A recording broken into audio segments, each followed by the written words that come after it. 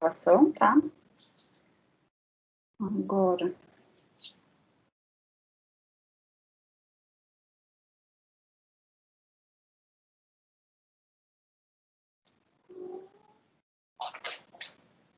Tá.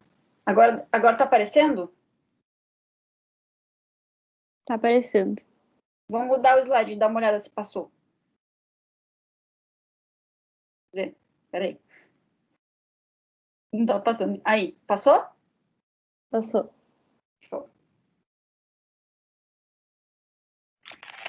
Tá, então nós vamos começando devagarinho, tá? Para dar um tempo pro pessoal entrar. A ideia hoje é a gente falar, então, sobre metástases hepáticas, especificamente sobre metástases hepáticas de origem coloretal, tá? Quando a gente pensa, se alguém chega para vocês e fala assim, tem um tumor hepático, qual que é a primeira coisa que grita na cabeça de vocês? Primeira pergunta, né, a se fazer. É um tumor primário do fígado, ou seja, se originou nas células hepáticas? Ou é um tumor secundário do fígado? O que quer dizer isso? Se originou em outro órgão e mandou metástases para o fígado, tá? Essa é a primeira grande diferenciação. Dentre os tumores primários do fígado, aqueles que nasceram ali, digamos assim, a gente tem o carcinoma hepatocelular, que a gente já teve uma aula especificamente sobre isso. 90% das vezes ele acontece em um fígado cirrótico. Ou, em segundo lugar, dentre os tumores primários, o colangiocarcinoma, que a gente já teve uma aula específica sobre isso também, tá? Mas e se eu disser para vocês, não, o tumor que eu tenho, ele é secundário, é uma metástase, tá? Então, deve abrir na cabeça três possibilidades básicas, assim. Ou ele tem origem coloretal, tá? Que é o mais frequente, por isso é o mais estudado, tá? Ou ele tem uma origem neuroendócrina, tá? Os tumores neuroendócrinos do trato digestivo podem mandar metástase hepática, metástase para o fígado. Na verdade, qualquer tumor em qualquer órgão pode enviar metástases hepáticas para o fígado, tá? O que se entende, tá? Que pelo fato de o fígado ser a primeira passagem sanguínea de tudo aquilo que vem do intestino, é mais frequente você ter metástases exclusivamente hepáticas quando se trata de um tumor coloretal, tá? Porque quando você tem metástases hepáticas, geralmente, tá? De outros tumores, a maioria das vezes você não tem só metástases hepáticas, tem metástases em outros órgãos também, tá? O que impede de pensar na ressecção cirúrgica, geralmente, tá? Então, existe a possibilidade de ter uma metástase hepática que não seja de origem coloretal e também não seja de origem neuroendócrina. E nesse caso, como é bem mais raro o evento de ter uma metástase somente no fígado, que não seja coloretal e nem neuroendócrina, a gente acumula todas as outras metástases naquele grande grupo que a gente chama metástases hepáticas de origem não coloretal, não neuroendócrina. É um nome super longo, e é isso que eu estou dizendo para vocês quando eu me refiro a esse termo, vamos dizer assim. Eu tenho uma metástase, ela não veio do cólon, ela não é neuroendócrina. É da onde? Bah, pode ser qualquer lugar. Estômago, pâncreas, melanoma, rim, qualquer outro órgão que pode mandar metástase para o fígado e que não é nenhuma daquelas outras duas, tá? Hoje, nós vamos falar somente sobre metástases hepáticas de origem coloretal, tá? Eu vou ter que deixar meu telefone ligado, gente, porque eu tô de sobreaviso, tá? Então, por isso eu vou estar aqui cuidando do que acontece nele, tá? Então, agora nós vamos começar, então, somente, toda vez que eu for falar em metástase hepática, eu tô falando somente sobre metástases de origem coloretais, tá bom? Eu gosto muito de falar sobre esse artigo, sempre quando eu vou falar sobre metástases hepáticas, porque foi o primeiro artigo, se eu não me engano, em 1978. Tem o quadradinho ali bem em cima, eu não consigo ver. Deixa eu ver se... Aí, 1978, tá? Esse cara, o Foster, americano, tá? Ele queria fazer um levantamento sobre a sobrevida dos pacientes que foram ressecados, e ele chamou de tumores secundários. E ele colocou aí tudo quanto foi tipo de tumor, tá? Ele se questionando sobre isso... parou de passar. Peraí.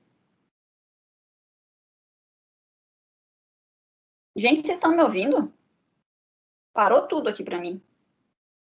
Andou. Tá. Estamos ouvindo, professora. Andou e foi, né? Claramente. Tá, perfeito. Então, assim, o Foster, ele raciocinando, ele fez duas perguntas, tá? Primeiro, se a ressecção hepática pode ser feita com segurança, uma pergunta bem prudente, digamos assim. E segundo, se ele fizer a ressecção hepática, isso vai alterar favoravelmente o prognóstico do paciente? Ele queria responder essas duas perguntas e, para isso, ele visitou 90 centros americanos em busca de pacientes que foram ressecados. Ele era o cara mais experiente do grupo, tendo feito apenas 9 ressecções, tá? Então, por isso ele precisou em tantos lugares, obviamente que não tinha internet naquela época, né? Era tudo manual, e com isso ele conseguiu juntar 400 pacientes, que é um baita N, né? E aí, na época, ele conseguiu encontrar 11% de mortalidade perioperatória, o que para nós hoje é bastante, tá? A gente gira numa mortalidade menos do que 1, 2% na maioria dos centros, tá? Claro, depende do tipo de ressecção que é proposto, né? Mas, assim, em geral, em torno de 1, 2%, tá? Mas ele considerou esses 11%, assim, bem ok, bem aceitável, tá? E ele concluiu que a excisão local da metástase pode levar à cura clínica em alguns pacientes e que traria um benefício em pacientes selecionados principalmente com o sítio primário coloretal. Então, a primeira pesquisa, o primeiro trabalho, pelo menos do meu conhecimento, que eu procurei na internet, assim, revirei para tentar encontrar o trabalho mais antigo que falasse sobre metástases hepáticas, e o que eu encontrei foi esse de 1978, já de cara, assim, na largada, mostrando um benefício para a ressecção da metástase hepática de origem coloretal, tá? Não vamos entrar no mérito das outras, tá? Se fôssemos falar sobre as outras metástases, é uma aula inteira, tá? Isso foi o motivo do meu doutorado, um dia até podemos falar sobre isso, tá? Então, quando a gente fala, tá, em câncer coloretal, a gente sabe que por ano nós temos 1.360.000 novos casos de câncer coloretal como um todo, tá? E a gente sabe que mais ou menos 50% desses pacientes vai acabar desenvolvendo metástase hepática em algum momento da sua doença, seja de cara, no início ou ao longo dos anos, tá? E a gente sabe também que o fígado vai ser sítio único em mais ou menos a metade de quem tiver metástase hepática. De 20% a 50%, na verdade, é um número um pouquinho mais amplo, tá? O que quer dizer isso? Que tem bastante paciente que tem metástases exclusivamente no fígado, tá? Ou seja, é uma área bem até boa de fazer pesquisa, porque você tem um N suficiente para poder gerar fatores prognósticos, entender melhor se há benefício ou não, né? Diferente dos outros.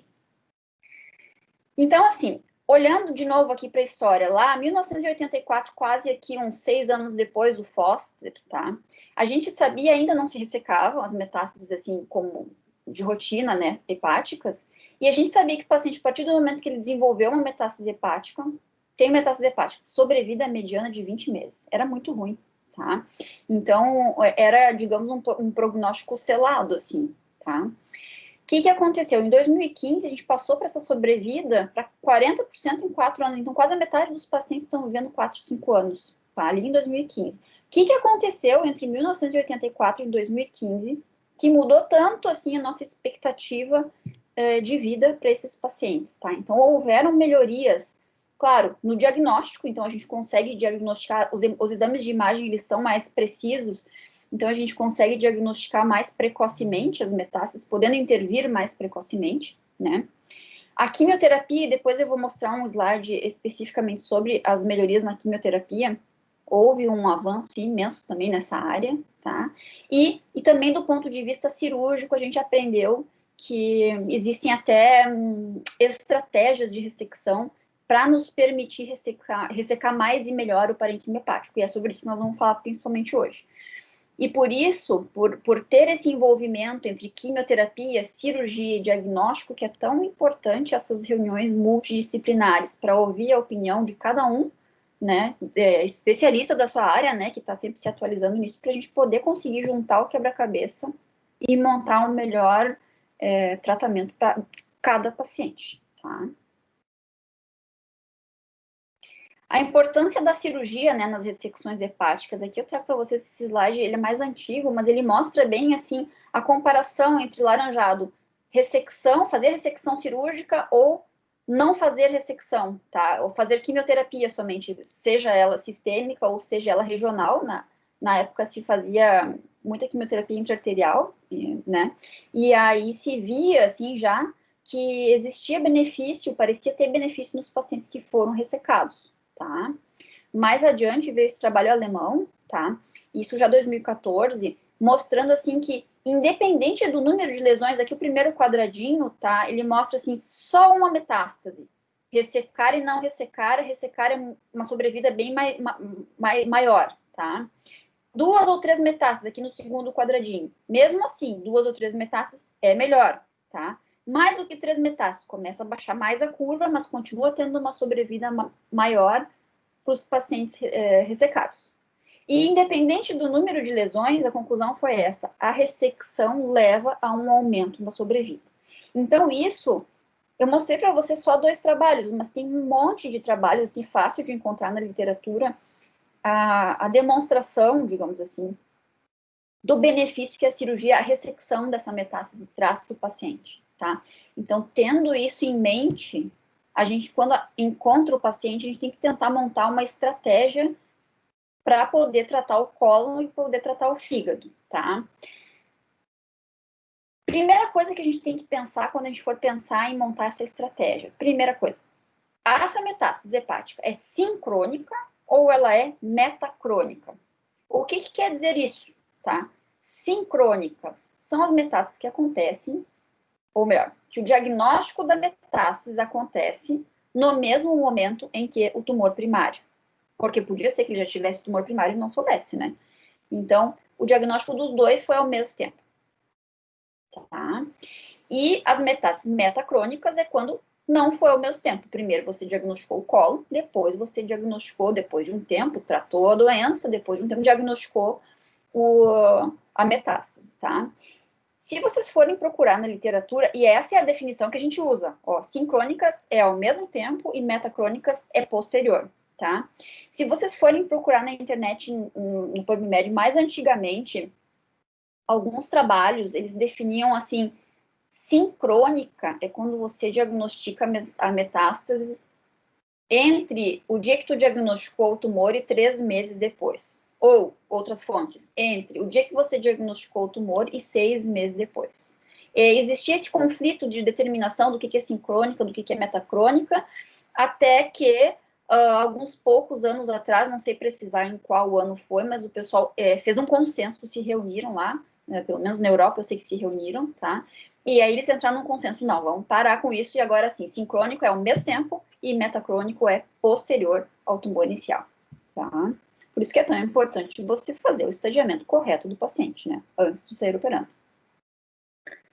Bom, primeiro nós vamos falar das metástases hepáticas sincrônicas, tá? Então, assim, chegou o meu paciente, ele tem o tumor no colo e ele tem a metástase hepática. Então, primeiras questões que tem que vir na cabeça para a gente poder definir qual vai ser o melhor tratamento desse paciente, tá? Primeira coisa, e mais, talvez uma das mais importantes, o tumor primário é sintomático?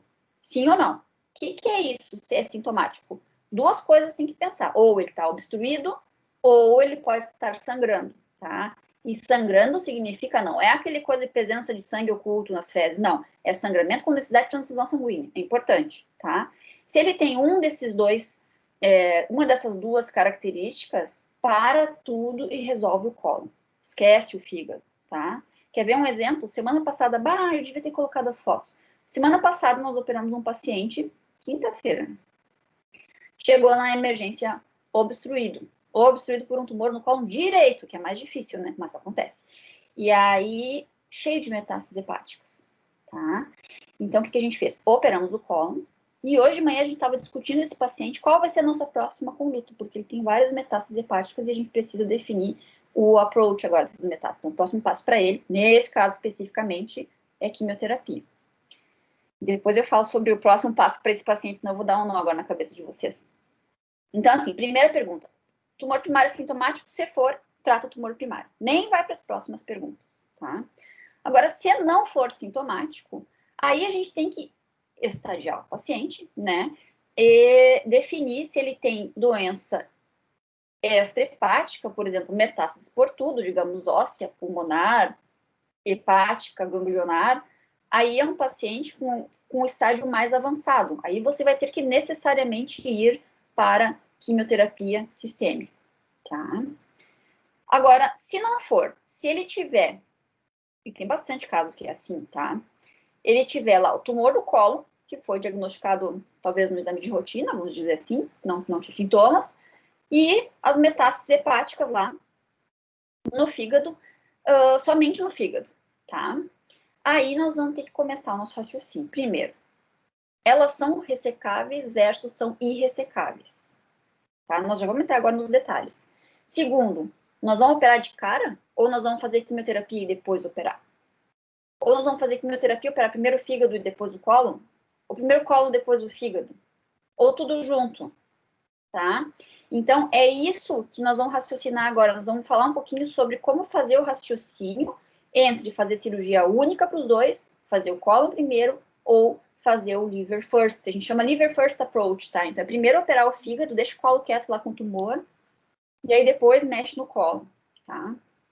Então, como que nós vamos fazer esse raciocínio, tá? Então, voltando um pouquinho ali, então, metástases são sincrônicas, não tem sintomas pelo cólon, obstrutivos ou sangramento, e não tem outros sítios de metástases, você define, então, se elas são irressecáveis, ou melhor, não ressecáveis, o que é 80% dos casos, infelizmente, ou se elas são de cara ressecáveis. E aí, se elas são de cara ressecáveis, são as 3 estratégias que a gente acabou de falar. Então, assim, estratégia que a gente chama clássica, tá? Opera o colo, fica uns diazinhos internado aqui em rosa, tá? E em verde, faz uma quimioterapia, depois opera o fígado, mais uns dias internado para voltar para sua quimioterapia, tá? Isso que sempre se fez, mas mais recentemente começou a vir as outras opções, tá? Estratégia combinada. Faz a quimioterapia para reduzir um pouco a carga tumoral, opera tudo de uma vez, o cólon e o fígado, fica uns dias internado e volta para a quimioterapia. Tá? E por último, mais recente, tá? O liver first. E aí, vocês poderiam perguntar, mas por que operar o fígado antes, né? É porque o fígado é aquela parte que vai evoluir e vai poder até matar o paciente caso você deixe as lesões ali, tá? Então, assim, começou a se raciocinar, não, vamos resolver primeiro aquilo que põe o paciente em maior risco, depois a gente volta para o cólon. Então, pensando nisso, se fez a quimioterapia, opera o fígado internado, quimioterapia, opera o cólon e depois segue o baile, tá? Então, essas são as opções que a gente tem no momento que a gente tem 2 sítios, a gente tem que ver qual que nós vamos operar por primeiro, tá? Qual que é o racional disso, então, desse approach reverso, né? Approach reverso é o outro nome que a gente dá para o liver first, tá? É porque isso que eu tinha falado para vocês, ele otimiza as chances de ressecção curativa das metástases, tá? Ele tenta eliminar o risco de progressão das metástases durante o tratamento do colo. Tá? Então, esse é o objetivo do Liver First Approach, é evitar que progrida a doença. Tá? E, além disso, permite uma realização, digamos, despreocupada, bem entre aspas, do sítio primário quando for indicado. Por exemplo, o tumor é de reto, eu preciso fazer rádio. Bom, faz tranquilo, não vai estar com radioterapia local o tratamento, né? Então, tu vai fazer tranquilo porque o fígado tu já tratou. Tá? Então, esse seria o racional dessa conduta. Tá? Ainda falando sobre o liver first, já que é uma coisa mais recente, né? Ele foi proposto aí lá no início por esse grupo do professor Mentá. Mentá era do grupo dos Companhões, amigo do professor Calil até, mas já faleceu. E aí o pessoal, esse grupo aí, eles propuseram fazer, então, quimioterapia por primeiro, tá? Aí depois reavalia o paciente depois de 2 a 6 ciclos de quimioterapia, opera o fígado, faz quimioterapia e depois resseca o primário. E aí eles viram uma sobrevida de 46 meses. Tu imagina uma sobrevida de 46 meses para um paciente mediana, né? Para um paciente que tem um tumor com o fígado cheio de metástases, né? É muito bom o resultado. E aqui, nesse mesmo trabalho, eles mostram, assim, qual eram os resultados da quimioterapia. Então, na primeira linha tem o antes e na segunda linha o depois da quimioterapia. Olha como regridem as lesões, né? ficam bem mais factíveis de serem ressecadas, né? Fácil não é uma palavra que eu gosto de usar para fígado, né? Mas, digamos assim, mais factível, né? Mas, assim, vocês podem pensar, tá, tem algum problema da gente fazer tanta quimioterapia antes? Não tem? Tem, tá? Quais são os riscos da quimioterapia? Primeiro, desaparecer a lesão. Fez a quimioterapia, daqui a pouco vai fazer a imagem, puf, sumiu, tá? Por ter respondido muito bem. Isso é bom porque nos mostra que a biologia tumoral é favorável, digamos assim. É um tumor que responde bem à quimioterapia. Ótimo, porém, agora eu não consigo mais ressecar. Geralmente é assim, porque agora eu não consigo mais saber onde que ela está no transoperatório. Como é que tu vai fazer? A não ser que tu tenha, assim, um segmento na cabeça bem desenhado, por exemplo, a metástase é no segmento 7. Aí tu vai lá na cirurgia, põe azul de metileno lá no pedículo portal do segmento 7 e vai lá e resseca o segmento 7. Aí tu sabe que tu ressecou a área da metástase, mas virtual, assim, né? Tu não tá vendo ela. E o problema disso, dela ter desaparecido, é que a gente sabe que ela desaparece só macroscopicamente. Mais do que 80% dos casos ficam microcélulas do tumor ali, que depois volta a crescer. Então, esse é um dos riscos que a gente tem. Tanto é que se você acha que pode desaparecer uma lesão, às vezes a gente marca ela até com fiduciário antes de fazer a quimioterapia, depois faz a quimioterapia e aí opera, tá? Outra coisa que pode acontecer é progredir a doença em vigência da quimioterapia. Você já tinha um tumor, digamos assim, limite hepático, né? Metástases, e fez a quimio e ele aumentou de tamanho. Isso é ruim, tá? É ruim, primeiro, porque tu não vai conseguir ressecar, talvez, tá? E segundo, porque nos mostra que a biologia desse tumor realmente é ruim, tá? Mas, assim, a gente já sabe que esse paciente, se fosse a ressecção de cara, por exemplo, das metástases, provavelmente o desfecho seria muito pior, né? E, por último, se diz que, a gente sabe, né? Não é se diz, a gente sabe que a quimioterapia tem um efeito hepatotóxico. Então, conforme o número de quimioterapia aumenta a hepatotoxicidade, o que pode aumentar o número de complicações pós-operatórias. Então, a gente tenta limitar entre 4 e 6 ciclos antes de operar o fígado, justamente para não ter muita hepatotoxicidade e para não ter desaparecimento das lesões. É só para a gente poder ter um controle melhor da doença, fazer uma cirurgia mais econômica, tá? Porque o tumor vai diminuir, e assim operar, digamos, numa condição mais favorável. Tá? Então, esses seriam os determinantes do período que a gente vai fazer de quimioterapia antes. Tá? E aí vem os estudos mostrando assim, tá, e aí qual que é a melhor estratégia, né? Como que a gente vai decidir isso? Então, tem esse estudo aqui acho que é americano, agora não sei de onde que é, mas enfim. Eles mostraram, se não me engano, da John Hopkins, eles mostraram que ao longo dos anos, tá, o preto é a estratégia clássica, tá? Não diminuiu muito a estratégia clássica. O que aconteceu foi que as outras estratégias foram aumentando. Foi se criando mais espaço, tanto para a estratégia combinada, quanto para o approach reverso, né? O liver first approach. E o que eles viram? Eles pegaram e combinaram os 3 grupos para ver o que era melhor. Eles viram que a sobrevida dos pacientes era muito semelhante, tá?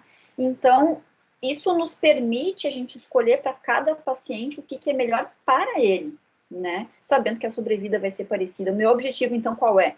É ressecar tudo, tá? Digamos assim, que a ordem dos fatores não alteraria ferozmente, né, o resultado. Mas, claro, para cada paciente é uma estratégia. Por quê? Nós já vamos ver isso, tá? Mais um estudo ainda fazendo a comparação, tá, entre o liver first e a estratégia clássica, mostrando igual recorrência, tá? E não houve diferença também em relação à sobrevida desses 2 grupos comparados. Só que o grupo liver first, em geral, tinha uma doença mais avançada. Foi por isso que foi proposto fazer o liver first, tá? Mas mesmo assim, os pacientes tinham igual sobrevida e igual recorrência do que aqueles que foram a estratégia clássica, tá? O que nos diz isso? Que a gente zerar o paciente de doença, independente da carga tumoral que ele tem na entrada, isso é super importante, né, gente? aí você vai ter uma sobrevida semelhante a partir do momento que você consegue tratar toda a doença, tá? E aqui eu botei uma observação, né? 35% dos pacientes não completaram o tratamento independente da estratégia. Quem são esses pacientes? São aqueles que progrediram a doença em vigência de quimioterapia. Então, mesmo que você tenha operado o cólon antes, mesmo que você tenha operado o fígado antes, não importa. 35% deles vai progredir em vigência da quimioterapia e vai ter um pior desfecho, tá?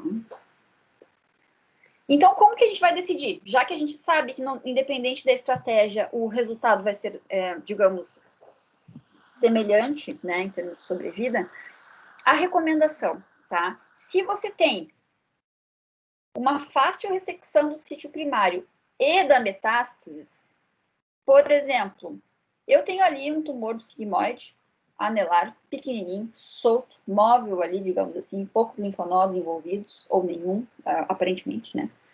E uma lesão metastática no lobo esquerdo do fígado, lá na pontinha, tá? Aí tu sabe que não vai ser tão mórbido assim tu fazer as duas cirurgias ao mesmo tempo, tá?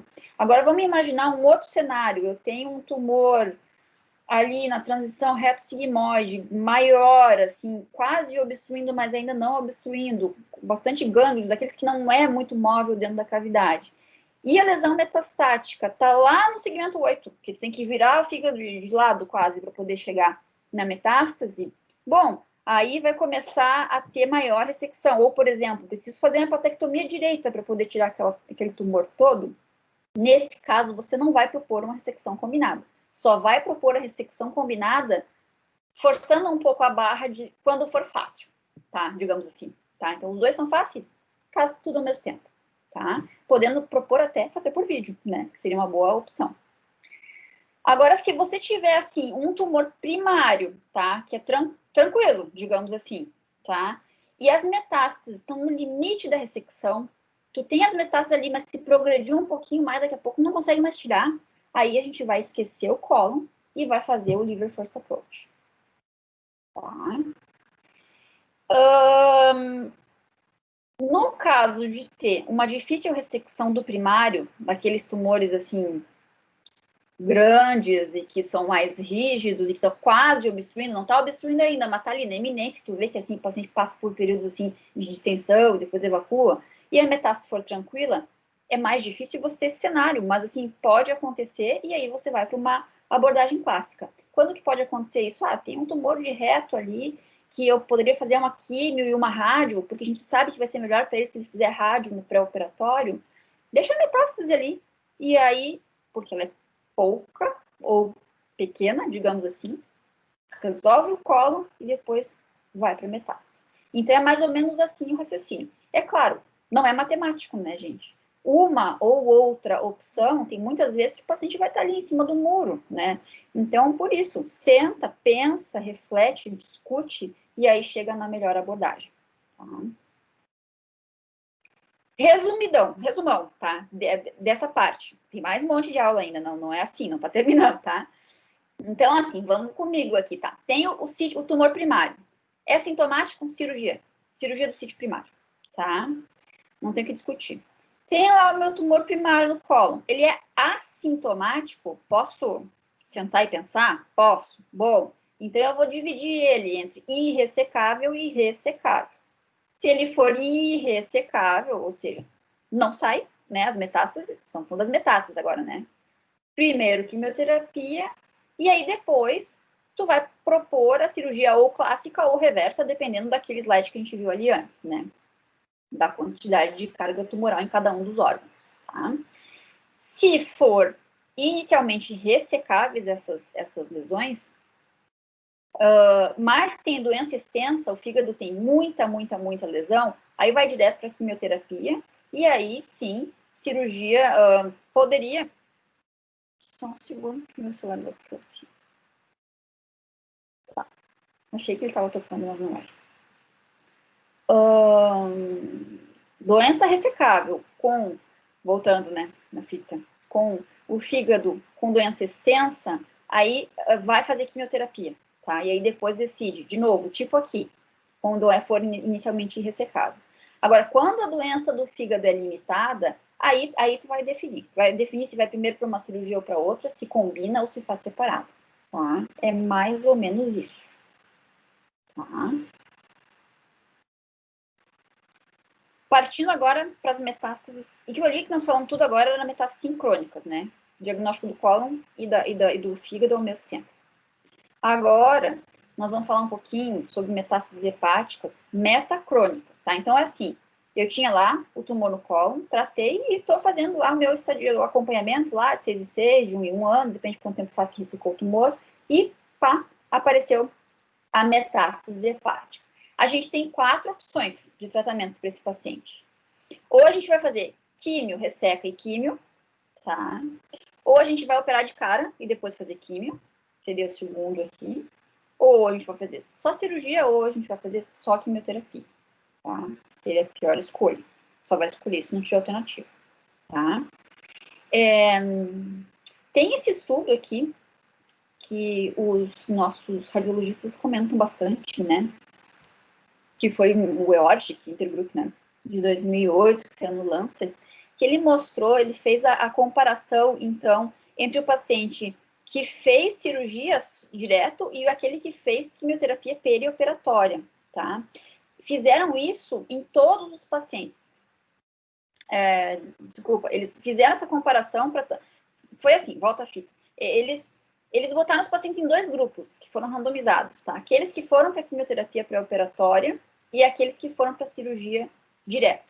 E aí depois operou e seguiu o tratamento. Esse grupo de pacientes, nessa análise de intention to treat, né, de todos os pacientes que entraram para o estudo, esse grupo não teve diferença entre fazer quimioterapia ou não antes da cirurgia, tá?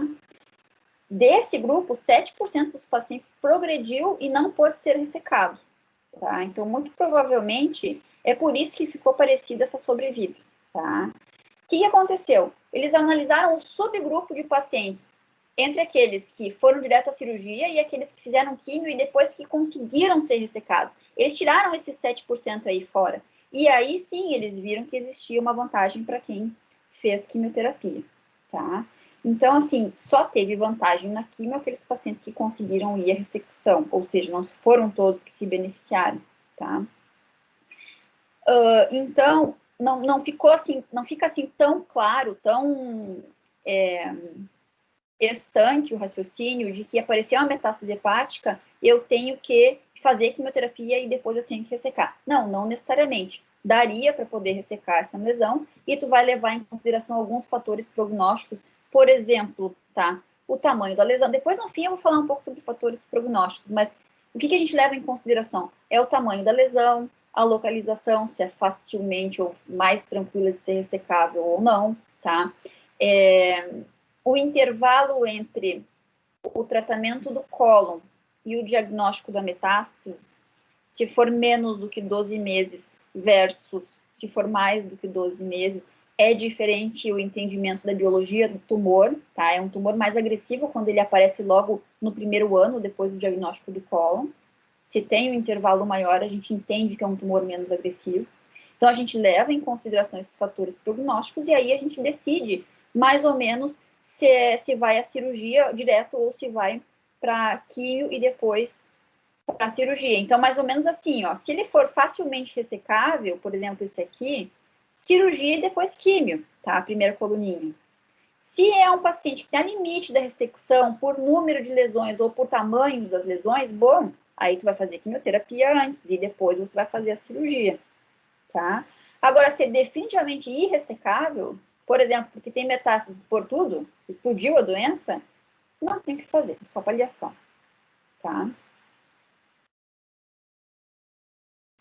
Então, mais ou menos assim, ó, se tiver, digamos, se fosse tentar transformar uma coisa que não é matemática em matemática, mais ou menos assim, se tem mais do que 3 lesões com localização desfavorável, químio e depois cirurgia e depois químio, tá?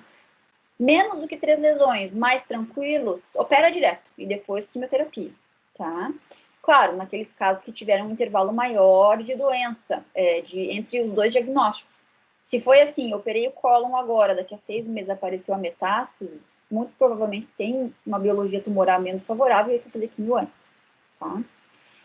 Tem alguns casos que a gente pode propor somente cirurgia, mas aí é que nem o seu Oli, por exemplo, tá? Que é um paciente que tinha um tumor de colo, 5 anos depois ele foi aparecer uma metástase ali no segmento 5, na frente, assim, se atirando, minúscula, de 2 centímetros, e aí a gente operou, ressecou, e imagens livres, o resto do fígado maravilhoso, não precisaria fazer quimioterapia mais, tá?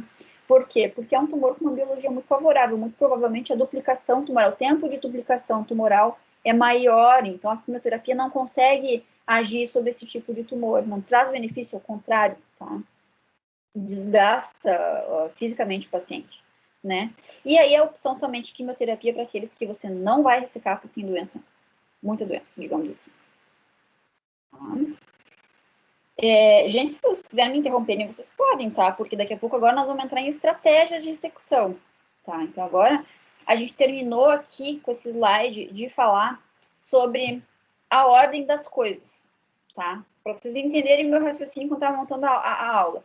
Primeiro a gente falou sobre a ordem de quando opera, quando não opera, quando faz químio e quando não faz químio. Agora nós vamos falar sobre cirurgia em si, tá? Como que eu vou propor fazer essa cirurgia? Por quê? Porque tem estudos mais recentes. Oi, fala. Posso interromper rapidinho? Pode. Ali dizem 3 lesões e qual seria o tamanho do que a gente pode considerar como ressecável? Não tem regra? Não tem uma regra. Se tentou fazer isso, viu?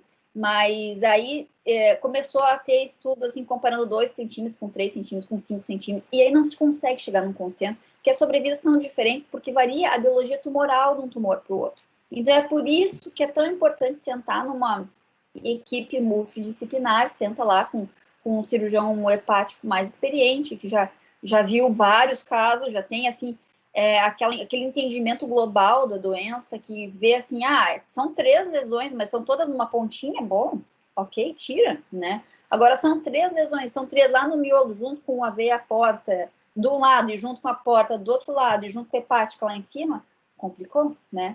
Então, assim, o tamanho talvez não seja tão importante, o que é mais importante é a localização e o número de lesões. Lá, se tiver cravejado de lesão, não tem o que fazer, né? E agora, sobre isso, nós vamos entrar um pouquinho nas estratégias para aumentar a ressecabilidade, que tu vai entender um pouquinho melhor, tá? Obrigada. Tá, então vamos lá. Assim, ó, o que a gente quer, tá? Qual que é o nosso objetivo? É operar o fígado e tirar tudo. Tirar tudo. Não vai deixar um pedaço para trás de metástase, porque isso vai ter um péssimo prognóstico. Igual como se você não tivesse feito nada. Então é melhor não fazer. Tá? Então o objetivo é ressecção R0. Depois eu vou falar um pouquinho sobre R1, que tem alguns casos que a gente aceita, tá? Lembram o que é R0 e R1, né? R0 é com margens livres. R1 é quando a margem está comprometida, mas não parecia, tá? Então, daí, a gente foi ao longo dos anos, porque a gente chega... Tu imagina uma pessoa com metástase hepática, 67% dos pacientes viverem 5 anos. É muito bom, tá? Então, a gente faz de tudo para ressecar. Resumindo assim, tá? Então, quais são as estratégias que a gente tem disponível hoje? Tem, claro, a quimioterapia neoadjuvante, que a gente já falou um pouco, tá? E aí eu vou mostrar aquele slide que eu prometi antes, sobre a evolução da quimioterapia, tá? Tem a possibilidade de você fazer embolização portal, então você emboliza a porta de um lado, com a expectativa que o outro lado cresça, do fígado, né? Tá? Tem a hepatectomia em 2 tempos, que eu daqui a pouco vou mostrar para vocês o que é isso, tá? O ALPS, mesma coisa, tá? E também tem essa associação com métodos ablativos, tá? E aí saiu a última linha, que eu não sei onde é que ela foi parar, que é o transplante, tá? Então, nós vamos falar um pouquinho sobre cada situação aí. Então, aí, sobre a quimioterapia neoadjuvante, tá? Lá no início, BSC significa Best Support Care. A criatura tinha lá metástase hepática, uma sobrevida mediana, isso aqui, tá? Ruim, tá? Em torno de 6 meses. Aí depois veio o desenvolvimento dos quimioterápicos, e aqui nós vamos numa sequência de Alguém bota no silencioso seu áudio aí, senão a gente tá ouvindo a bateção das coisas. Acho que deu. E ao longo do desenvolvimento de quimioterapia, da evolução das quimioterapias, eu não vou entrar no mérito de cada uma delas, né? Mas a gente viu que hoje em dia, quando tem a quimioterapia citotóxica associada à terapia-alvo, tem uma mediana de sobrevida muito melhor do que se tinha lá no começo, ou seja, houve uma evolução expressiva da quimioterapia, não foi só da cirurgia, é a junção dos dois, tá? Então, por isso que a quimioterapia tá tão importante assim no raciocínio da ressecção da lesão, porque a gente precisa raciocinar, olha, essa eu não consigo ressecar, quem sabe faz uma quimio, diminui e eu consigo, tá? Esse que é o raciocínio. Olha só, aqui são as respostas da quimioterapia, né? A lesão desse tamanho passou para esse, tá? Ou aqui, essa é outra imagem, desse tamanho passou para esse. Então, é uma coisa assim que ali em cima de cima você não poderia ressecar essa segunda aqui, não sobra fígado o suficiente, mas aqui na de baixo já, olha, super factível, né? Então, a quimioterapia vem para nos ajudar a tornar ressecável coisas que antes não eram. Olha, essa aqui até que era ressecável, mas olha como ficou mais poupa mais parênquima hepático se for fazer a cirurgia aqui nesse segundo caso, tá? Qual que é o ruim, né? O ruim disso é que, eventualmente, a doença não responde, né? A quimioterapia, tu vai lá e faz a quimioterapia na fé e a doença, ao contrário, progride, tá? O fato da doença progredir em vigência de quimioterapia, isso, por si, é um fator de mau prognóstico, tá? E a gente sabe isso desde 2004, se não é, 2004, desse trabalho do professor Adam, tá? Que é um dos trabalhos dele mais citados, tá? Porque mostrou o quê? Que o paciente que respondeu à quimioterapia ou que teve a sua doença estável, então, esses dois grupos foram semelhantes e foram à ressecção cirúrgica, tiveram uma sobrevida muito melhor do que aqueles em que fizeram a quimioterapia, evoluiu a doença e aí a gente foi lá e ressecou igual, tá? E isso foi tão importante e foi tão repetidamente demonstrado em estudos que hoje, se tu tem um paciente que tu fez a quimio, ele progrediu durante a quimioterapia, nós vamos tentar uma segunda linha de quimioterapia, antes de fazer a cirurgia. Não é aquela coisa assim, eu fiz a quimio, aumentou o tumor, resseca de uma vez, antes que ele aumente mais. Não é isso, tá, gente? Por que a gente não faz isso? Justamente porque a gente sabe que vai ser pior para o paciente. Então, a gente vai fazer uma segunda linha de quimioterapia e aí ressecar. Tá? Seria mais ou menos raciocínio. Claro, precisa estar numa reunião multidisciplinar, porque o oncologista vai te dizer, eu tenho uma segunda linha para oferecer. Porque ele pode chegar para te dizer, olha, já gastei todas, não tem mais o que fazer. E aí tu chegar numa conclusão junto com o grupo, que mesmo sabendo que a sobrevida vai ser pior, talvez valha a pena você ressecar.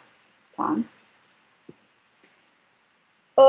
Voltando, então, nas estratégias para aumentar a ressecabilidade. Tá? Então, em progressão, nós vamos falar de cada uma delas. Embolização portal, hepatectomia em 2 tempos, ALKS e transplante.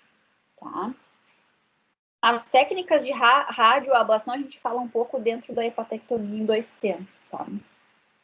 Que é uma alternativa de associar, né? Então, o que é isso? Embolização portal. Isso vocês devem ter ouvido muito. Se não ouviram ainda, vão ouvir. Quem passar na nossa equipe, a gente fala sempre nisso, né? Fazer ou não fazer, embolização portal para fazer o fígado crescer. Então, vamos devagar, tá? A primeira figura aqui, tá? Mostra um fígado que tem várias lesões do lado direito e não tem nenhuma lesão do lado esquerdo, tá? Foram até aí, né? Mas, o que acontece? Em geral, precisa sobrar pelo menos 20% de fígado para o paciente. Tu pode operar até 80% de ressecção do fígado de um paciente sadio. Aquele paciente que fez quimioterapia, tu diminui um pouco, porque o fígado vai ter aquela hepatotoxicidade, então ele vai estar funcionando, não vai estar a pleno vapor, digamos assim. E então, aí tem que deixar mais fígado para o paciente. Pode ressecar em torno de 70%, tem que deixar 30% para o paciente, tá? Então, no caso de você ter lesões só de um lado e achar que o outro lado, leia-se, fez a volumetria, fez as contas, né? Aí, tu tem a opção de fazer o que a gente chama de embolização portal. O que quer dizer isso? Fecha esse ramo portal aqui que vai para aquele lado ruim, digamos assim, o lado doente, e aí isso vai fazer os fatores de crescimento e o direcionamento do fluxo sanguíneo que vem pela veia porta, principalmente para o outro lado, esse direcionamento, esse aumento de pressão portal para aquele lado ali, vai fazer com que aquele lado cresça em termos de célula, né? Não estou falando só em termos de volume de circulação, né? Então, cresce o volume do fígado do outro lado, o que vai agora te permitir de fazer uma ressecção segura do lado onde tem tumor. Tá? Então, isso significa embolização portal. Aqui um exemplo, tá? Um paciente que tinha um pouco de fígado, sobraria um pouco de fígado só, não o suficiente para ele, e do lado direito, todo lado que teria que sair tinha bastante lesão, não tinha como poupar mais fígado do lado direito, fez aqui uma embolização, aumentou o volume do lado esquerdo, e aí foi a ressecção cirúrgica. Tá? Então, isso significa fazer a embolização portal, seria uma das nossas alternativas. Próxima alternativa, hepatectomia em 2 tempos, tá? O que quer dizer isso? Quer dizer que você vai operar 2 vezes o paciente, tá? Por quê? Porque o primeiro tempo da cirurgia, nesse caso, repara que tu tinha no meu desenho aqui lesões do lado direito, que nem o desenho de antes, mas também lesões do lado esquerdo, tá? O que iria acontecer se tu fizesse só a embolização portal, que nem a gente viu ali antes? Tu embolizaria essa veia porta, direcionaria o fluxo sanguíneo para o outro lado e daria de comer, digamos assim, para as lesões metastáticas do lado esquerdo também. Então, a gente não quer alimentar o tumor. Então, o que a gente vai fazer? A gente vai, no primeiro tempo da cirurgia, ressecar o lado, todas as lesões que tem do lado esquerdo, ou seja, limpar o lado esquerdo, tá? E no transoperatório mesmo, você já identifica ali a veia porta, liga mecanicamente, amarra a veia porta e também esclerosa ela, injeta álcool, tá? Eu podia me perguntar, por que as duas coisas é tão inseguro assim com a tua ligadura? Não, não é isso. É que assim, o que acontece? Quando a gente faz a ligadura somente da veia porta, ela tem uma capacidade de fazer um novo fluxo, de recanalizar essa veia que é bem grande. E aí não vai ter dado certo a tua embolização, a tua ligadura. Então, o que a gente faz? A gente faz a ligadura e para evitar a recanalização, a criação de nova circulação para aquele lado, a gente também injeta álcool. E aí, o que vai acontecer? Vai esclerosar essa veia porta aí, e aí ela não consegue mais recanalizar. Então, tu faz isso. Tu limpou o lado esquerdo, liga e emboliza a veia porta direita, e espera daí 4 a 6 semanas, para repetir exame de imagem. Isso você vai definir junto com o seu oncologista se vai fazer quimioterapia de intervalo ou não, tá? 2 ciclos, geralmente. E aí vai para o segundo tempo, tá? Segundo tempo, aquilo ali, númerozinho 1, aqui é o primeiro tempo, tá? E aí o segundo tempo, porque eu cortei a figura, se separou, é o bisturizinho aqui, tá? Então esse bisturizinho passa aqui e tira esse lobo direito, esse seria o segundo tempo da cirurgia, tá? Um pouquinho de vida real, tá? Aqui é uma foto que não é minha, essa aqui do professor Adam, tá? Ele ressecou o lado esquerdo, todas as lesões, eram 4 lesões do lado esquerdo, tá? E fez a ligadura, e eu achei que ficou muito linda essa foto. Tá vendo a veia porta ali, ó? Bem na minha flecha. Olha bem com calma aqui a veia porta, do lado de lá, a veia porta esquerda, dá pra ver. Perfeito, tá? Sempre quando você vai ligar a veia porta direita, sempre tem que enxergar a veia porta esquerda. Enxergar, necessariamente. Porque senão você pode estar ligando sem querer o tronco da veia porta e aí é complicado, tá? Então, tem que ter essa visualização linda dessa foto aqui, tá? Então, passa o fio, liga e depois vamos aqui para outra fotinho e injeta o álcool ali dentro, tá? Ficou bem bonitinho de entender. Isso Professor, é o que... uma dúvida. É Fala. Nesa aqui. Mas igual tem um risco de trazer complicação para o paciente, né? Na bifurcação portal, se a gente liga um lado, não tem como aquele lado hepático isquemiar, fazer insuficiência, ou pouca chance? Pouca chance. Mesmo tu me dizendo, mas a veia porta ela é responsável por 70% do fluxo hepático, somente 30% do fluxo hepático vem pela artéria hepática, né? E mesmo assim, ele não vai isquemiar, ele vai sobreviver isso. E, inclusive, tá, Enéas, eu nem ia comentar isso, mas agora já que tu falou, tem alguns casos que tu quer fazer, tu tá tão no limite da ressecção, mas tão no limite da ressecção, que só a embolização portal, e agora tô falando de embolização, tá? Não tô falando dessa cirurgia em 2 tempos. Só a embolização portal não chega. E aí, além de você fazer a embolização portal, no mesmo momento, você faz a embolização da veia hepática direita e a média. Aí tu pensa, nossa, agora acabou, né? Não tem mais fluxo entrando, não tem mais fluxo saindo, isquemia e sepse. Não, mesmo assim, eles não fazem isquemia, não fazem sepse, e aí o aumento do volume do lado esquerdo é maior ainda. Só com a embolização portal é grande, mas com a embolização portal e a ligadura das veias hepáticas é muito maior. Mas isso, assim, é uma coisa, assim, muito nova, tanto é que eu nem tinha colocado na aula aí, mas acabei agora comentando com vocês, que bom que tu me fez eu lembrar disso. Porque, realmente, pode fazer, não tem problema. Tá? Prof, Oi. e tem alguma indicação de fazer shunt nesses casos? Não, nenhum. Mas por que tu vai fazer shunt se não vai acontecer nada mesmo? E tu quer que não vá sangue para lá. Se o sangue for, vai alimentar o tumor. Eu não quero que o sangue entre.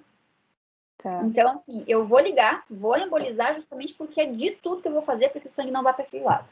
Deixa que nós vamos chegar no Alpes, daí agora daqui a pouco vocês vão entender mais ainda, ou vai dar mais nó ainda na cabeça, não sei, vamos ver, tá? Mas são estratégias que ao longo dos anos, claro, isso não foi...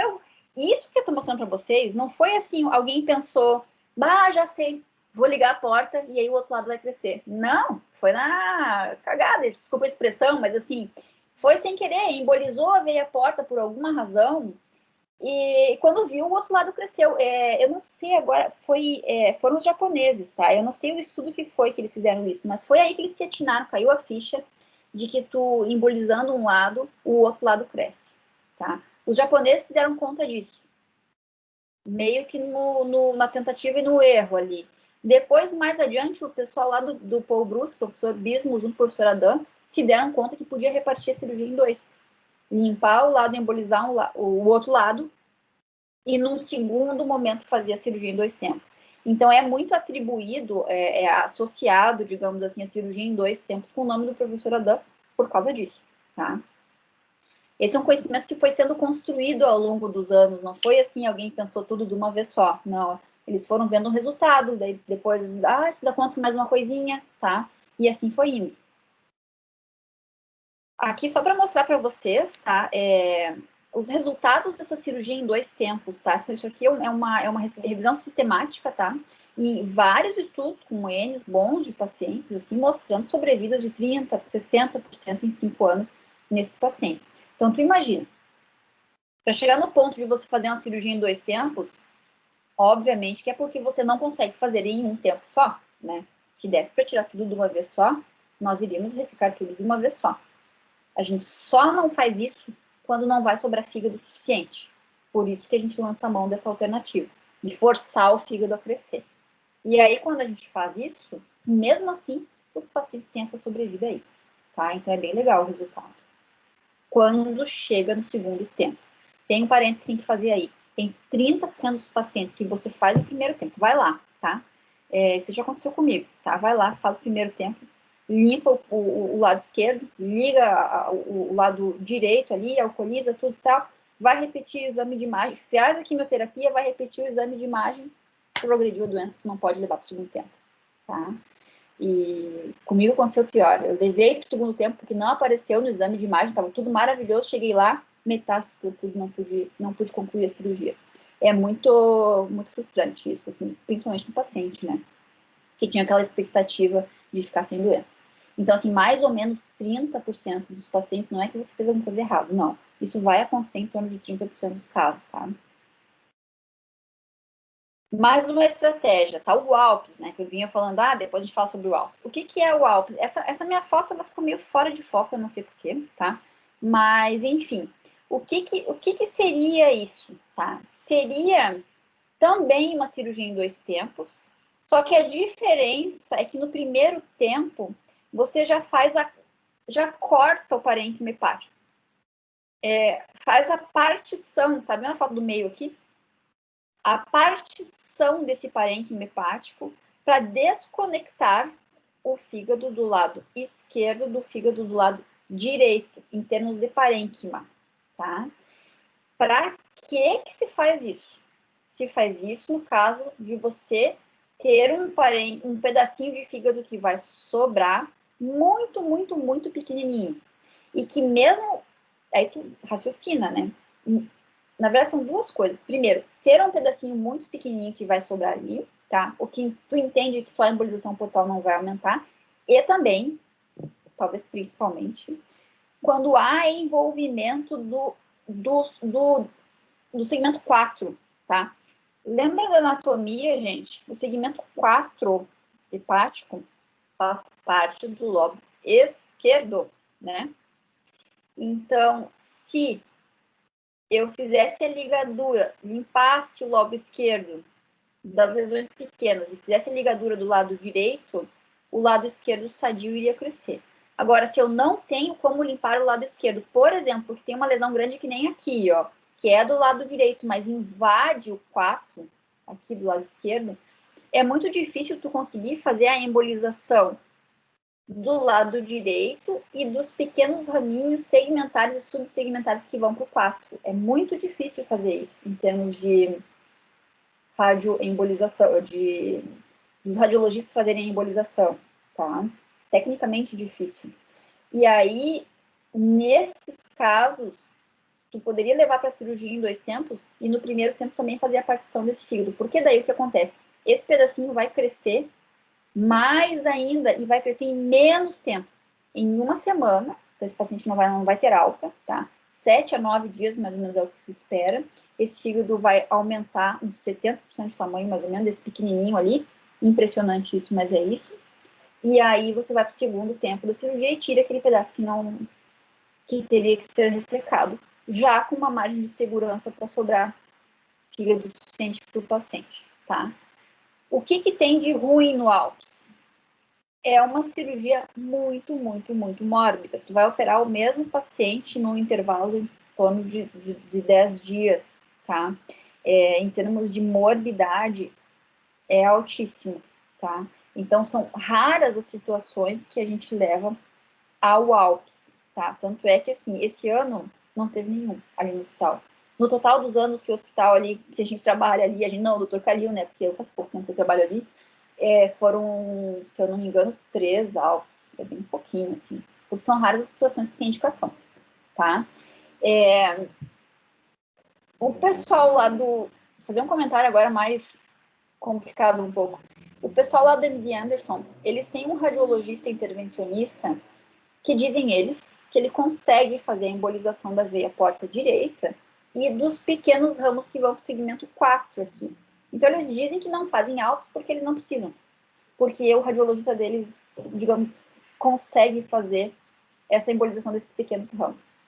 No caso do resto do mundo, onde não se consegue fazer isso, aí a alternativa é fazer, então, a ligadura portal desse lado, mas também seccionar o parênquima. Por quê? Para não alimentar esse segmento 4 aqui e ele não aumentar o tamanho do tumor e também para forçar o crescimento em pouco tempo desse lobinho ali que vai sobrar, tá?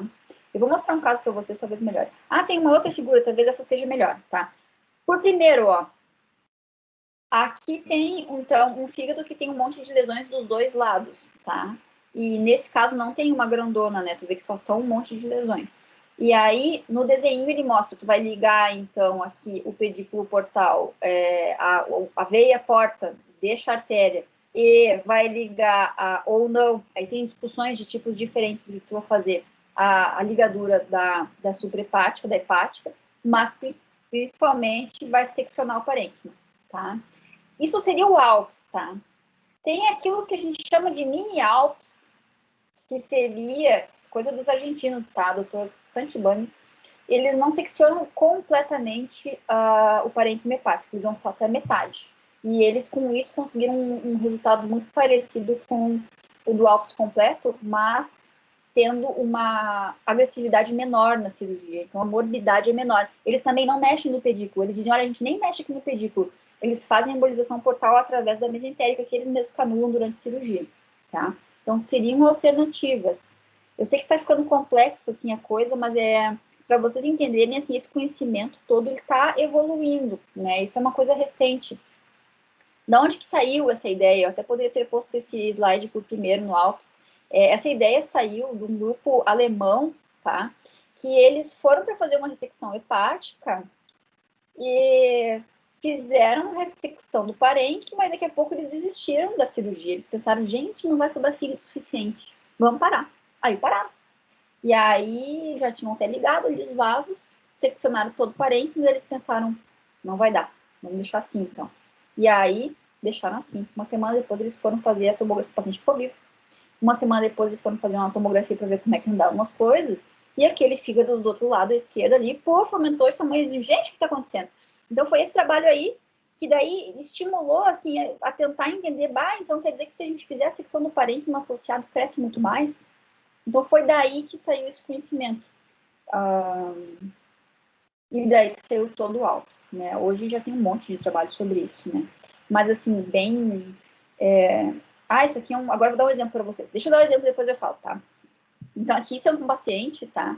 Que tem uma volumetria aqui do lado esquerdo, segmento 1, 2 e 3, 398 centímetros cúbicos, tá? Depois da embolização. Fez a embolização e o fígado cresceu isso aí. Esse aqui já é o otimizado, tá? O que aconteceu? Foi levado ao ALPS, tá aí, então, ó, ressecou o parênquima, seccionou o parênquima e deixou ali o fígado, tá? Olha o tamanho que virou o lado esquerdo, tá? Foi para 525 centímetros cúbicos. E aí, foi ressecado. E ficou bem. Isso é a casa do professor Calil, tá? Então, qual que é o nosso raciocínio hoje em dia? Assim, a ALPS é uma coisa, assim, de exceção, tá? A gente não vai levar para ALPS um paciente que tenha qualquer outra possibilidade que não seja o ALPS. Por exemplo, se dá para fazer cirurgia em 2 tempos, e agora entra de novo aquele paciente que eu falei que nós operamos semana passada, tá? Ele tem, assim, umas 3 lesões do lado esquerdo e tem várias lesões do lado direito. Qual que é a nossa proposta para ele? Nós tínhamos que fazer o cólon antes porque estava obstruído, né? Então, agora, nós vamos levar ele à quimioterapia com a intenção de fazer uma ressecção hepática em 2 tempos. Então, a gente vai ressecar todas as lesões do lado esquerdo, vai ligar a veia porta, vai alcoolizar a veia porta, vai esperar passar um tempo e vai operar de novo. E, de novo, nós vamos tirar o lado direito, tá? Achamos que para ele vai ser a melhor opção. Vocês poderiam me perguntar especificamente nesse caso, mas eu me lembro hoje de manhã da discussão, tinha um linfonodo lá atrás da veia cava. E aquele linfonodo podia ser que estivesse doente. Mesmo assim, vocês vão fazer isso? Porque daí tem doença extra-hepática, né? E tu não tinha dito que tinha que ter só doença no fígado? Então, aí entra um parênteses maior ainda, tá? Tem alguns casos de doença extra-hepática, quando é passível de tratamento, por exemplo, é só um gânglio, a gente pode ressecar ele, que a gente pode, mesmo assim, propor a cirurgia hepática. A sobrevida não é tão linda como quando não tivesse, tá? Não é tão, digamos, grande, maior, tá? Como se não tiver. Mas é melhor do que você não ressecar, tá? Então, quando tem doença extrahepática localizada, assim que a gente fala, aí a gente vai, mesmo assim, propor a cirurgia, tá? Claro, quando a doença não está em progressão, né, gente? Isso é importante. E aí vocês poderiam pensar, tá, mas e quando tem doença pulmonar? Porque eu já vi muito bem vocês discutindo lá, tinha um linfonodo, tinha lá um nódulo no pulmão, e aí vocês falando em ressecar o fígado. Sim, por quê? Porque a gente sabe que a doença pulmonar, apesar dela aparecer com uma certa frequência, ela, em geral, ela é indolente, ela tá ali o nódulozinho, e aquele nódulozinho fica ali, e o paciente nunca morre daquilo, tá? Então, por isso a gente, quando faz a quimioterapia, vê que a doença não evoluiu ou até mesmo involuiu, aí a gente vai para a ressecção hepática igual. Fechado parênteses. Vamos para a nossa próxima estratégia cirúrgica, que é a última que sobrou, tá? Que é o seguinte, tá? Cheguei lá, meu paciente tem muitas metástases hepáticas, mas muitas, assim, não tenho como ressecar, não sobra nenhum único segmento vivo que não tenha lesão hepática, que não tenha metástases. O que eu vou fazer? Eu quero tirar esse fígado inteiro e botar um novo, tá? Esse foi o raciocínio. Mas, tá, o que aconteceu? Lá, antigamente, se sabia que a imunossupressão, a própria imunossupressão que é necessária para se fazer um transplante, era favorável ao aparecimento das malignidades. Então, como que tu vai estimular o crescimento de um tumor, né? Não era permissivo. Então, a imunossupressão poderia permitir a progressão da doença. Então, não se pensava em fazer transplante para esses pacientes. Daí, o que aconteceu? Se descobriu, né, a rapamicina, né, que é o sirolimus, né, se viu que usando rapamicina diminuía muito o tamanho do tumor. E a rapamicina ela é usada para imunossupressão, tá? E aí se pensou, bom, se a gente pode usar essa rapamicina para imunossupressão e ela também vai tratar ou vai segurar o desenvolvimento do tumor, ou melhor, pelo menos ela não vai estimular, então quer dizer que a gente pode transplantar para câncer coloretal, por exemplo. Daí, algumas outras coisas mudaram, tá? A gente começou a ter melhores métodos de imagem, ou seja, temos uma identificação mais precisa do que está acontecendo. A gente começou a ter melhores quimioterapias, ou seja, nós estamos conseguindo controlar melhor a doença. E a gente tem, então, dessa possibilidade que eu expliquei para vocês de imunossupressão sem estimular o crescimento tumoral. Daí, o que aconteceu? O pessoal da Noruega, tá?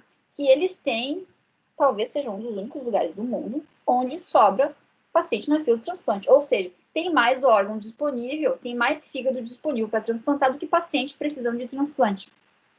Então, lá, o doutor Adele costuma dizer, eles não exportam só bacalhau, acho que é só bacalhau, né, que eles exportam. Eles não exportam só bacalhau, eles também exportam fígado, tá? Mas o meu gato está aqui em cima do computador. Peraí. Então, daí, eles puderam fazer estudos sobre isso, tá? Dali da Noruega que partem os estudos sobre transplante hepático para carcinoma coloretal, tá? Então, esse primeiro estudo, que é o SECA Study 1, tá? Eles colocaram 25 pacientes e observaram uma sobrevida em 5 anos impressionante. Tu pensa, quem que foi transplantado? Foi aquele paciente que tinha um fígado virado em metástases, né? E mesmo assim sobreviveu 60% em 5 anos. É um horror, né? Então, qual foi o problema disso aí? 95% de recorrência em 18 meses. Alto nível de recorrência, tá? Bom, se seguiu estudando, aí veio... na verdade, o que eles fizeram? Daí eles resolveram comparar um estudo deles com um outro estudo deles. Eles compararam os resultados do SECA com os resultados do Nordic, que é um outro estudo que eles tinham feito com... meu gato, peraí. Pronto.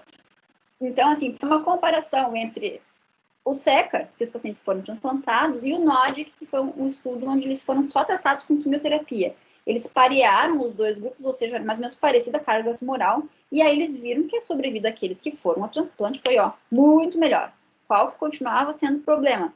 2/3 deles tinham uma recidiva pulmonar, e a recidiva, assim, entre 8 e 10 meses, tá? Entre os dois grupos.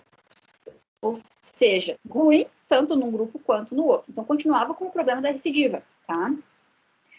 Daí vem um estudo mostrando ou estudando os padrões de recorrência após o transplante. Então, aí eles viram, tá, tudo bem, tem recorrência, mas não quer dizer que toda recorrência é igual uma à outra, tá?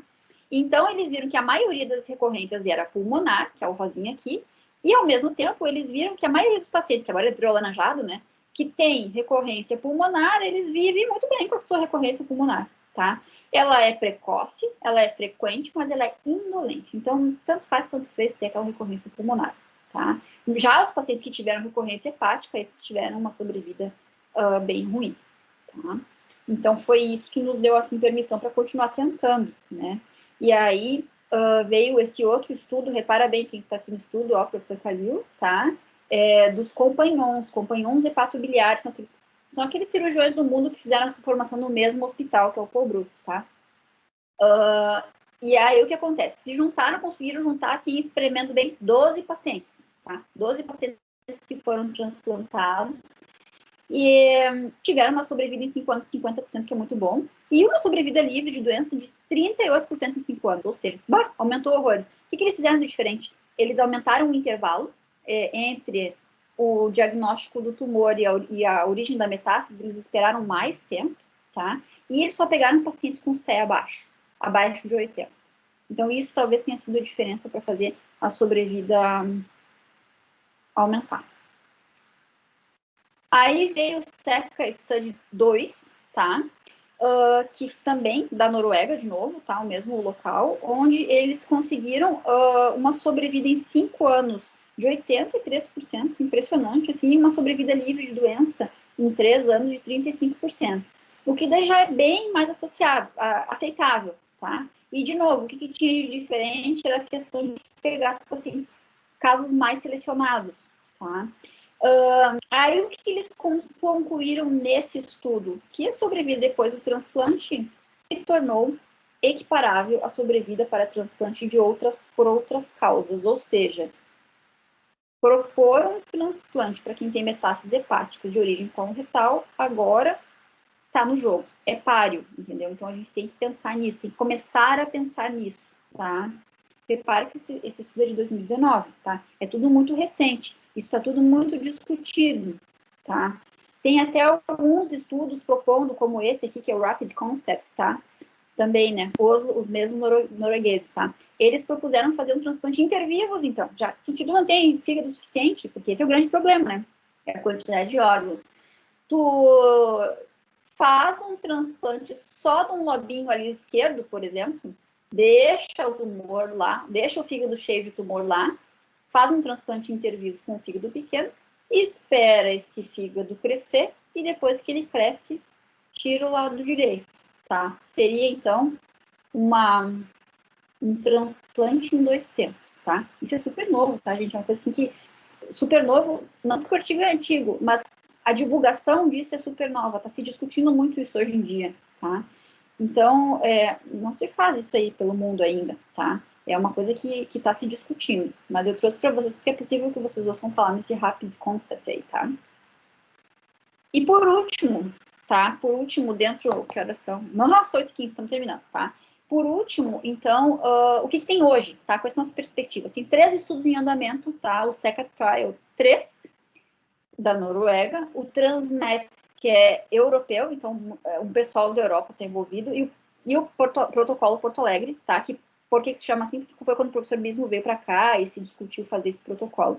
Todos em andamento, e a expectativa é que nos tragam mais respostas. Todos eles com um protocolo mais rígido, com pacientes que têm um CEA mais baixo, que não tem a mutação BRAF, tá? E que tem um intervalo, que não tenham progressão da doença com a quimioterapia. Isso é uma das coisas mais importantes, tá? Por que eu digo isso? Porque esses dias chegou para a Câmara Técnica aqui de Porto Alegre, eu sei que eu faço parte, tá?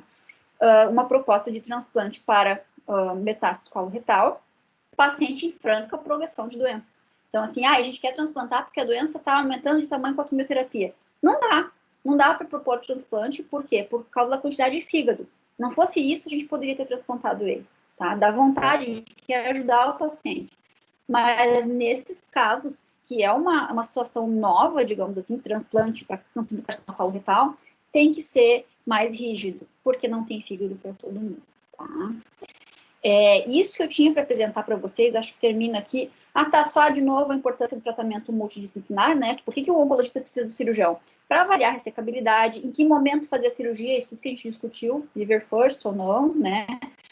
Porque isso traz aumento da sobrevida. E, ao mesmo tempo, o cirurgião precisa de oncologia para tratar os pacientes irressecáveis e ressecáveis, para conseguir controlar a doença e para prevenir a recorrência depois da cirurgia. Tá, gente? Então, é por isso que eu estou frisando tanto ao longo da aula da importância do time multidisciplinar aí, tá? Então, só para deixar bem claro para vocês, tá? Qual a melhor estratégia de ressecção que a gente precisa, que a gente tem? Cada caso é um caso. Então, a gente vai num progressivo para escolher, tá? Então, a primeira opção sempre vai ser tirar só a metástase. Só se não der, que vai propor fazer a embolização portal. Se ainda assim tem lesão dos dois lados, bom, você vai ter que fazer uma hepatectomia em 2 tempos, tá? Não dá mesmo, aí você vai pensar em ALPS e, no último caso, em casos raríssimos, o transplante, tá?